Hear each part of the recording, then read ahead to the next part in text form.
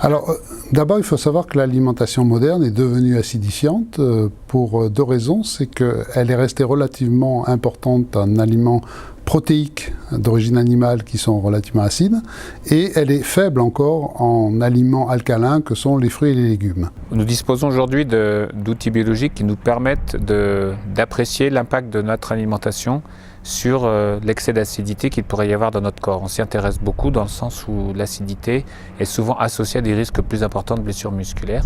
Effectivement, lorsqu'on dose l'acidité de l'organisme, les sportifs qui se blessent facilement ont une charge acide importante, beaucoup plus importante que les sportifs qui ne se blessent pas. Et on a pu évaluer quels étaient les aliments qui étaient les plus protecteurs et ceux qui au contraire pouvaient avoir l'effet le plus défavorable. Il y a dans les fruits et les légumes des fruits qui peuvent avoir des goûts acides, et le citron en est un. Et par contre, au niveau de l'organisme, il aura, comme tous les fruits et légumes, un effet alcalinisant au niveau de cet organisme. Et ça nous a conduit à encourager les sportifs de l'équipe à consommer des fruits secs en récupération, davantage de fruits, davantage de légumes, c'est-à-dire d'être un petit peu à contre-courant des conseils habituels où on dit du riz, des pâtes, du riz. Alors à titre d'exemple, on a un certain nombre de sportifs de haut niveau, et notamment un footballeur qui, de grand talent dans le championnat de France, dans une équipe de championnat de France de première division, avait des blessures à répétition et n'arrivait pas à tenir 2 ou 3 matchs de suite.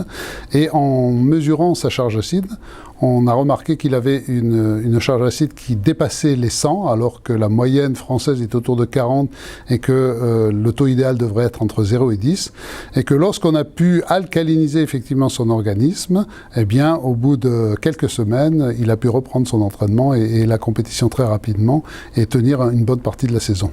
Alors, les 4 idées majeures applicables à tous les sportifs seraient d'abord d'évaluer précisément ses besoins hydriques à l'effort. Peser avant, peser après, pas perdre plus de 2% du poids corporel.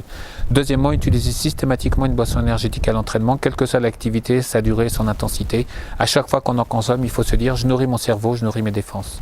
Troisième règle, très tôt après la fin de l'activité, instaurer une ration de récupération qui comprendrait notamment, mais pas exclusivement, des fruits et des fruits secs. Et quatrièmement, augmenter l'apport de fruits, de légumes et d'eau tout au long de la journée et tout au long de la semaine, de façon à assurer un environnement minéral et acido-basique optimal pour notre organisme.